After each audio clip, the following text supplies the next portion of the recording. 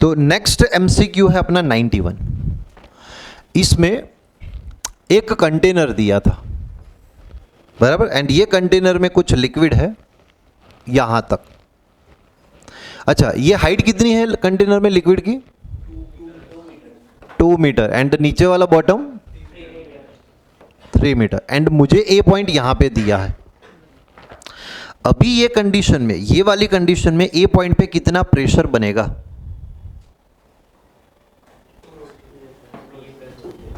P A plus row ji H.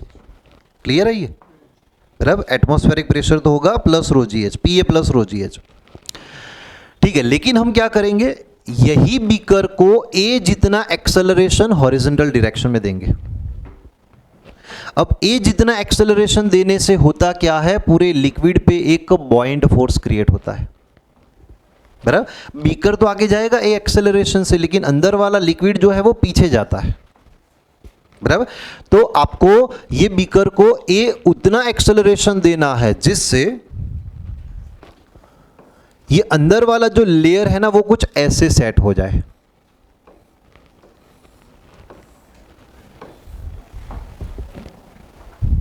बराबर, जैसे ही हम लिक्विड को लेकर जाएंगे ना, क्या होगा, बॉइंट फोर्स आता है, मतलब ये वाला लेयर यहां से ऊपर आता है, ये वाला लेयर यहां से नीचे आता है। आपको सिर्फ उतना एक्सेलरेशन देना है जिससे ये वाला जो लेयर था यहां से नीचे यहां पे आ जाए, क्योंकि अब ये ए पॉइंट डायरेक्ट एटमॉस्फेयर के कांटेक्ट में आ गया है, मतलब वहां पे एटमॉस्फेरिक प्रेशर हो गया। अच्छा, जितना लेयर यहां से ये नीचे आता है, याद रखो उतना ही लेयर ये यहां से ऊपर जाता है। समझ में आ रहा है? तो आप बता सकते हो बेटा कितना लेयर ये ऊपर गया, ये कितना नीचे आया, वो बताओ। चलो, पहले ये 2 मीटर पे था ना, ए एक्सेलरेशन देने से लिक्विड पीछे जाएगा, बराबर, स्यूडो फोर्स फील होता है, सेंट्रीफ्यूगल नहीं, एक स्यूडो फोर्स फील होता है जिससे वो लिक्विड पीछे जाता है। एंड ये लेवल अगर मैं बोलूँ यहाँ से 2 मीटर नीचे आया तो यहाँ पे ये 2 मीटर ऊपर जाएगा, तो यहाँ पे ये टोटल हाइट इसकी हो जाएगी 4 मीटर, ये तो फिक्स ही है 3 मीटर।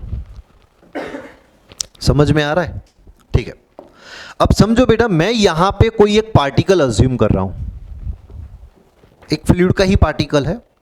अगर आप ए एक्सेलरेशन से मूव करते हो तो ये जो अंदर कंडीशन है ना, बस ये फिक्स रहेगी ऐसी लिक्विड की, ऐसा पोर्शन आपको फिक्स देखने को मिलेगा, मतलब ऐसा आपको इक्विलिब्रियम में देखने को मिलेगा। अब ये वाला पार्टिकल यहां से ना नीचे आएगा ना ऊपर जाएगा।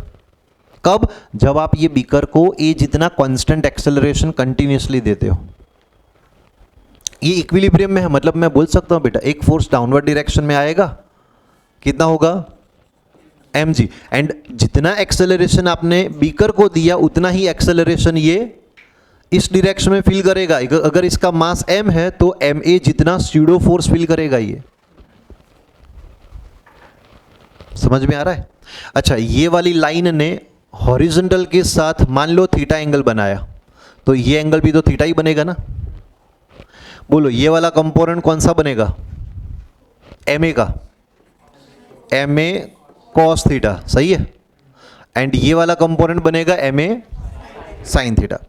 एक मैंने चैप्टर नंबर 4 में बोला था कि ग्रेविटेशनल फोर्स वर्टिकल लाइन के साथ जो एंगल बनाता है वो एंगल ऑफ इंक्लिनेशन जितना होता है, तो ये एंगल भी थीटा ही होता है। चलो, mg का ये कंपोनेंट कौन सा आया? mg cos थीटा, तो ये वाला कंपोनेंट कौन सा आया? mg sin theta. क्या आप बता सकते हो कि ये पार्टिकल ना नीचे आ रहा है ना ऊपर जा रहा है, इसका मतलब क्या हुआ? ये दोनों इक्वल मैग्नीट्यूड के होंगे। कौन दोनों?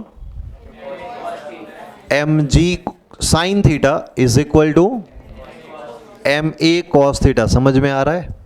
m कट कॉस को डिवाइड करो, sine upon cos, tan theta is equal to क्या मिला? a by g। समझ में आ रहा है? पक्का? एंड मेरे पास एक ऑलरेडी ट्राइंगल है, देखो ये रहा, tan theta is equal to opposite upon adjacent, मैं बोल सकता हूं इसको 4/3 is equal to a by g. बस आपको a ही तो फाइंड करना था, 4g/3। आएगा?